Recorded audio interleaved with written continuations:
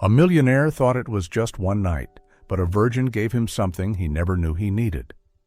The night was quiet, except for the steady rhythm of waves crashing against the rocky cliffs on the southern coast of California. A woman walked barefoot along the edge of the shoreline, stumbling, her long hair tangled in the wind. A bottle slipped from her hand and shattered against the damp stone. That woman was Sophia Walker, once the envy of Los Angeles, beautiful, wealthy, and weeks away from marrying the man everyone called perfect. But tonight, she was nothing more than a broken soul. Why the two of you?" she whispered, her voice cracking, eyes swollen from tears that refused to stop. Just hours ago, she had walked in on her fiancé Ryan, entangled with her best friend Chloe in their upscale penthouse apartment. She didn't need explanations. The truth was right there in front of her. The betrayal, the lies, the months of pretending. Ryan, her college sweetheart. Chloe, her sister in all but blood. There was no one left, no trust, no hope, no reason to keep breathing. Sophia stepped into the sea. The waves nipped at her ankles, cold and unwelcoming. Her silk dress clung to her body, soaked and heavy. She wasn't crying anymore. Her tears had dried. What remained was a hollow silence inside her chest, an aching nothingness. "I can't do this anymore," she said, louder this time. Her voice broke. "You betrayed me. You destroyed me. I won't forgive you, not in this life, or the next." The waves rose stronger now, crashing against her legs as she moved deeper into the water. Her body began to float, arms wide open, eyes staring up into the dark, starless sky. She let go, surrendered herself to the pull of the tide. The cold wind, the alcohol, the heartbreak, all merged into one numbing lullaby. In the blur of half-sleep, she remembered Ryan's voice. "I'll protect you, always." The memory sliced deeper than any wave could. She didn't know how long she drifted. Minutes? Hours? Time disappeared. Sophia slipped into unconsciousness, her body weightless on the open water.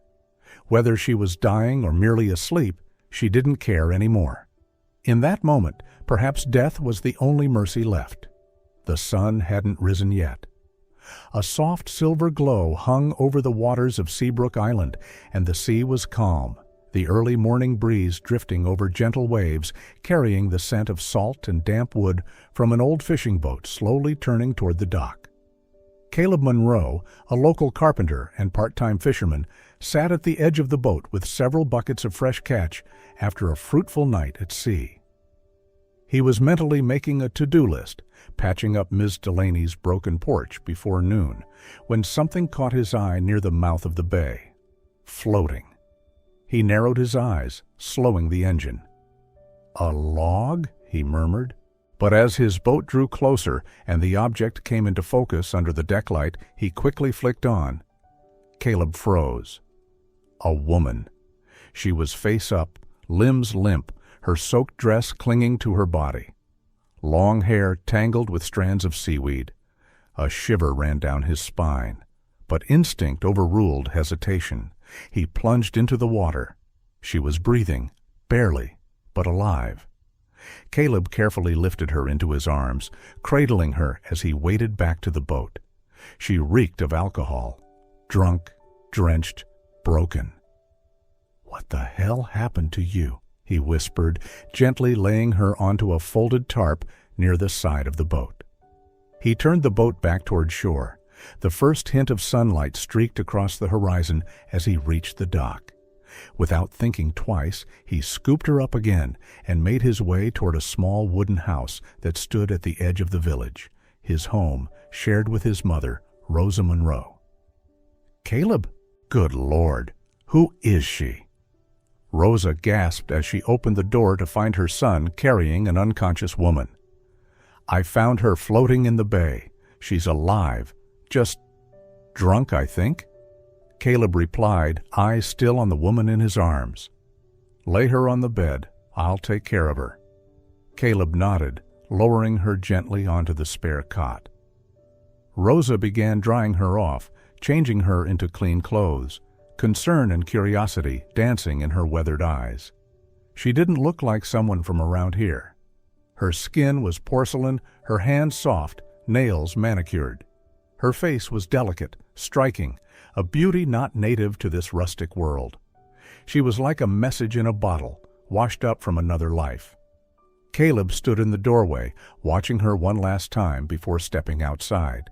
He didn't know who she was, or what storm had led her to his island. But he had a feeling. His quiet world was about to change. When Sophia opened her eyes, the morning sun streamed softly through sheer white curtains. The scent of fresh wood, herbal tea, and distant seagulls created an unfamiliar but oddly peaceful atmosphere. She sat up abruptly, eyes scanning the small wooden room. This wasn't a hotel, and it definitely wasn't her apartment. She remembered the ocean, the alcohol, Ryan, Chloe, the pain. Then, a man. Warm brown eyes, strong arms pulling her out of death. She was about to get up when the door creaked open. "You're awake." Caleb stood in the doorway, holding a glass of water. "Do you need anything?" Sophia frowned, instinctively guarded. "Where am I?" "My house," he replied. "I found you out at sea. Lucky I was fishing early." "You saved me?" she asked, voice distant. Caleb gave a short nod. "I don't know if you'd call it saving, but you're still breathing." A beat of silence passed. "What's your name?" he asked gently. "Sophia," she replied quietly, as if even saying it drained her. He nodded. "I'm Caleb. Welcome to Seabbrook." She planned to leave that very afternoon, but when she stepped outside, she quickly realized she had no idea where Seabbrook even was, or how to get off the island. Her phone had no signal. And Caleb. He was strangely calm about it all. That was when a sharp-eyed woman walked by. Amanda, Caleb's ex. She gave Sophia a once-over and smirked. "So, you're the girl who washed up on the shore? How interesting." Sophia held her tongue. Amanda's smile was full of meaning, none of it kind. Caleb quietly stepped beside Sophia. "She's actually why I need to ask you something." She turned to him, wary. "What?" "Pretend to be my girlfriend." "What?" "Just for a while," he said with a straight face. "Let her think I've moved on. Let the village see I'm doing fine." Sophia stared at him. "You dragged me out of the ocean to pull me into some childish dating game?" "You don't owe me anything," he said, shrugging. "But if you're stuck here for now, you can stay with us a little longer. In return, just a few handholds. A smile or two, nothing crazy." She looked around. A small island, no way off, no direction to go. She had already lost everything, and truthfully, the idea didn't sound half bad. "Fine," she muttered, "but it's fake, got it?" Caleb gave a crooked grin. Crystal clear. Sophia agreed, not because she trusted Caleb or needed a place to stay. She agreed because her heart was too tired to care what was right or wrong. And above all, she wanted to get back at life. If she couldn't have real love, then she'd play the part flawlessly. Within a day, the village buzzed with whispers. "Caleb has a new girlfriend." Where did she come from? Is she the girl he rescued? Murmurs filled the morning market, the diner, the fishing docks. Under all those watchful eyes, Sophia walked beside Caleb, her hand in his as if it belonged there. She learned to smile just enough, nod politely at the right moments. It was all a performance. But strangely, she found herself playing it better than she expected. Rosa, the mother who once seemed cautious around the mysterious girl, had become the warmest observer. She didn't say much, but the gentle look in her eyes said everything. She accepted Sophia. And perhaps she even hoped. Sophia began to realize, even if it all began as a lie, something inside her was starting to feel real. In the days that followed, Sophia's life on Seabbrook Island became strangely comforting. Mornings on Seabbrook Island always began with the sound of waves brushing against the shore, the soft splash of oars, and the faint scent of coffee that Rosa brewed before the sun fully rose. Sophia had grown used to waking up in the little wooden room, breeze drifting through the window, and Caleb's voice calling from the backyard. "Want to try carving today?" At first, she would just roll her eyes at the offer. But slowly, she learned to hold a saw, use a chisel, and spend hours sanding planks under Caleb's quiet guidance. Together, they built a simple bench, rough but solid. He said, "Your first piece is never perfect, but it still matters, like the first time you try again at being yourself." Sophia didn't reply, but her gaze softened. In this simple world, no one mocked her when she messed up, when she stayed quiet, or when she got sad. Caleb didn't ask too much, didn't pry, didn't pity. He was just there, steady, patient, warm. Every afternoon after the workshop, Caleb took her out to sea in his small boat. "You need to learn to row. The sea here is gentle, but never to be underestimated." On her first try, she spun the boat in circles. They laughed, soaked and breathless, but no one got annoyed. She learned quickly, not from talent, but because being near Caleb made her feel alive. One day, rain caught them off guard in a quiet cove. Caleb tossed her a tarp, sat beside her, and shared a dry piece of bread. No words, just the rain and silence between them. "Why don't you ever leave this island?" she asked. He answered gently, "Because here, everyone knows my name, and no one expects me to be anyone but myself." Rosa taught her how to cook. Though Sophia had grown up with chefs, here she learned to rinse rice with her hands, light a fire from scratch, and season soup by taste. She made mistakes, spilled things, burned toast, but dinner quickly became her favorite part of the day. It wasn't just food, it was laughter. It was being part of something. One evening after supper, Caleb said, "The moon's out. Want to stargaze with me?" They lay on an old blanket in the yard, hands behind their heads, gazing up at the endless sky. The air was cool, no car horns, no city noise, just waves and distant crickets. "Do you believe in fate?" Sophia asked. Caleb nodded. "Some things come at the wrong time, but with the right person." "So, do you think we're fate?" He turned to look at her. "I don't know, but since you came here, I haven't felt alone." Silence. Everything stilled for a moment. Their eyes met, close enough that one small shift would bring lips together. Sophia closed her eyes, then opened them again. She turned onto her side, facing away. Caleb stayed still. That tiny distance still wasn't ready to be crossed. But in that almost kiss, they both knew. Something had changed. It wasn't pretend anymore. It was real. But beneath the sweetness of golden afternoons, the comfort of familiar laughter, and the illusion of peace, an unsettling truth was quietly making its way to the surface. A long-buried secret was about to shatter everything. The next morning, Sophia left the island. She had to face the truth, and face her father. Inside a sleek, glass-walled office in downtown Los Angeles, she stood across from Richard Walker, the man she had once idolized.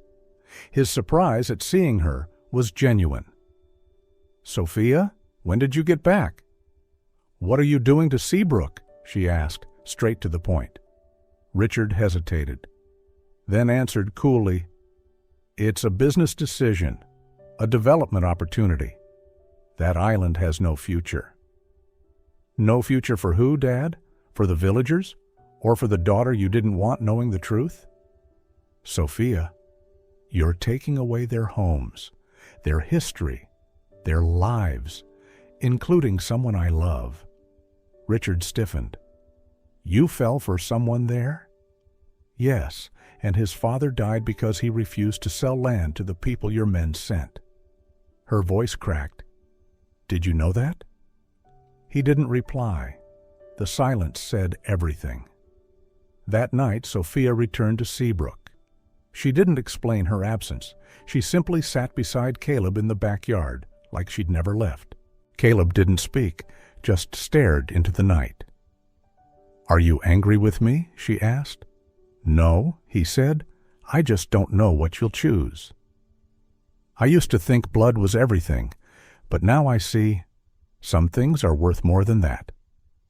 Caleb turned to her. This time his gaze softened, but the worry remained because ahead of them was a battle waiting to begin. That night, Sophia didn't sleep. She sat motionless on the porch, eyes fixed on the distant horizon where the sea melted into the ink-black sky. Inside her chest, everything was splitting in two. On one side was the man who had raised her, given her everything: life, protection, status. A father she once idolized as the very image of reason and morality. On the other, the man who had pulled her back from the edge, the man who asked for nothing, judged nothing, simply stayed. Who taught her how to live again, how to laugh, to hope, to love. How could she choose? Sophia buried her face in her hands. She once believed love was a private thing, a matter of the heart, untouched by the outside world. But now her love stood at the center of two worlds, and one of them would have to break. If she stood with Caleb, she'd turn her back on her father, and not just a father, but her past, her name, the life she was raised to inherit. But if she sided with family, she'd abandon her heart. She'd leave behind the one person who had ever shown her unconditional kindness. For the first time in her life, Sophia felt utterly alone. Love was never meant to be a decision. But now it was the hardest one she'd ever have to make. And she never expected. Life wouldn't wait for her to decide. The storm came too fast, and the price of loving with all her heart was more than anyone could have foreseen. A ship horn blared in the distance. The air over Seabbrook Island grew heavy, thick with the feeling that something was about to happen. Sophia stood on Caleb's porch, clutching the envelope just delivered. She didn't need to open it to know. The official eviction order, effective immediately. "He really went through with it," she whispered, her voice trembling. Caleb approached from across the yard. He saw her face and froze. "It's him?" Sophia nodded, barely able to speak. "They're coming today." Engines roared, boots hit the ground, voices shouted. The once quiet village was suddenly a war zone. Men in black suits, flanked by security personnel, marched through the fishing village, tearing down signs and roping off property. Richard Walker stepped out of a black SUV, his expression unreadable. Sophia stood in his path, blocking the gate to the village. "You can't do this," she said firmly. He didn't reply immediately. He looked at her long and hard, exhaustion etched in every line of his face. "This isn't personal, Sophia. It's business." "I'm not a business deal, Dad. And this isn't just land. It's their home." Behind her, villagers gathered. Caleb stepped up beside her, eyes burning. "You should stop before this goes any further." Richard clenched his fists, about to respond, when a shrill voice pierced the air. "She doesn't belong here!" Amanda appeared, hands shaking, a small pistol drawn from her coat. Her face twisted with rage, her eyes glassy. "I lost you because of her. You think she can just waltz in here, act pure, and take everything?" "What are you doing? Amanda, put it down!" Caleb shouted, stepping forward, arms out. "Stay back!" she screamed. And then the gun went off, a sharp crack. Sophia screamed. Caleb collapsed, blood spread across his shirt as he hit the ground. "Caleb!" she cried, dropping to her knees beside him, pressing her hands to his chest. "No, no, no, stay with me." Blood, screams, chaos. Amanda was restrained, but Sophia couldn't hear anything. She could only see Caleb, eyes dimming, lips moving with words she couldn't catch. Richard rushed forward, his face pale. Caleb lay motionless on the ground, blood seeping through his shirt, spreading slowly across the dirt. The world around them froze. The only sound Sophia could hear was the thunder of her own heart pounding in her chest. She dropped to her knees beside him, hands trembling as she pressed against the wound. "No, no, no. Don't close your eyes. Not now," she sobbed, tears mixing with the blood on her fingers. She spun around, eyes wild, locking onto her father. "Dad, please, you have to save him." Richard stood just a few steps away, stunned by the shot. His face had gone pale, his expression shaken. "Sophia? This isn't business. It's not land or contracts, it's someone's life," she screamed, her voice echoing through the chaos. She cradled Caleb, pressing his face close to her chest. "He's the first person who taught me how to love, to live, to believe again. You can lose this deal, Dad. But if I lose him, you'll lose me." Richard didn't move. He just stared at his daughter, hair disheveled, clothes stained in blood, eyes filled with a kind of grief he had never seen in her before. She wasn't the composed woman from boardrooms. She wasn't the polished heiress of Walker Holdings. She was just a woman shattered by love. And for the first time, something in Richard cracked. Without another word, he pulled out his phone, turned to his assistant, and said, "Get a medevac, now, whatever it takes." Sophia broke down, sobbing, but this time it was a cry laced with hope.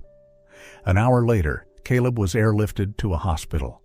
Sophia rode beside him, her hand wrapped tightly around his, whispering over and over, "You'll be okay. I'm right here." Richard stood behind, alone among the villagers. No more shouting, just quiet stares. For the first time in his life, he felt small, and for the first time, he realized there are some things money can't buy, not even the love of his own daughter. The surgery lasted nearly 8 hours. Sophia sat slumped outside the ICU, hands stained with dried blood, heart clenched so tightly it hurt to breathe. Finally, the doors opened. The doctor stepped out, removing his mask. "He made it. The bullet missed his heart. We got it out in time." She collapsed into the chair behind her. No more tears, just a long, shaking exhale like her soul had been returned to her body. Caleb woke the next morning. Sophia was already at his bedside, dark circles under her eyes from sleepless nights. He looked at her for a long moment, then offered a weak smile. "You're still here?" "You thought I'd leave?" she whispered, gripping his hand as tears slid silently down her cheeks. "You saved me. Now it's my turn to stay." He gently squeezed her hand, but his eyes drifted away. "You should go home, Sophia. This is home." "It's not," he said softly but firmly. "You don't belong here. You have your own world, your projects, your parties, your city lights. I have nothing to offer you." "You have my heart." Her voice cracked. He turned his face away. "And that's exactly why I can't keep you. You deserve a bigger life, not to be tied down to a small fishing village with someone like me, someone who nearly died from a foolish choice." "Don't say that," she whispered. "Love isn't about reasons or status. I don't care about any of that." "But I do," Caleb cut in. "Every time I look at you, all I see is how little I have to give. I can't be the reason you shrink your life down. I love you too much to trap you." Sophia fell silent, her heart shattered. "So, you want me to leave?"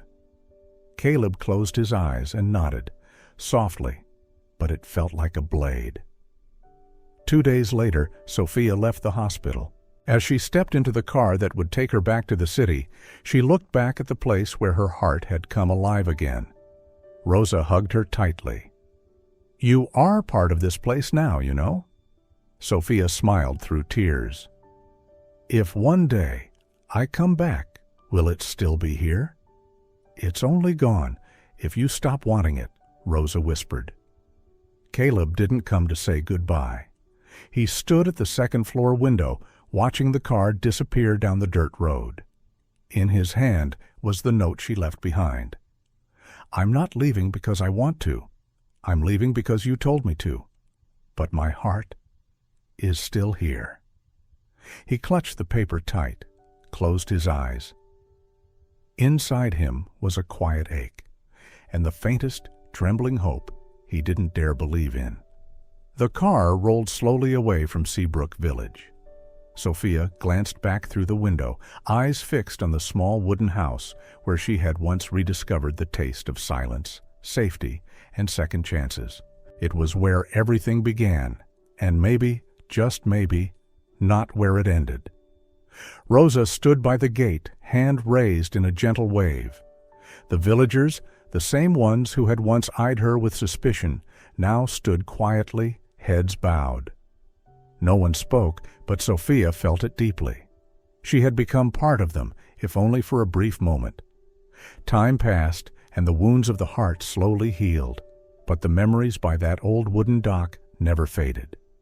Though miles apart, their hearts kept beating for the same place, where love first began. And then, one day, fate gave them a second chance. 1 year had passed since Sophia left Seabbrook Island, and in that time, much had changed, not just within her, but on the island itself. Caleb, after the incident, gradually recovered. With support from several nonprofit organizations and a scholarship quietly arranged by Sophia behind the scenes, he returned to an old dream: architecture. He enrolled in a short-term program at a design institute in San Francisco, then returned to Seabbrook with a new purpose. No longer just a quiet carpenter, but a man with vision, to rebuild Seabbrook with his own hands and heart.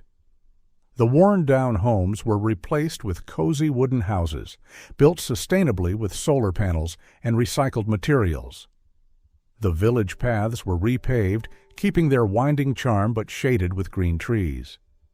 Every roof, every window carried Caleb's quiet touch of simplicity and elegance.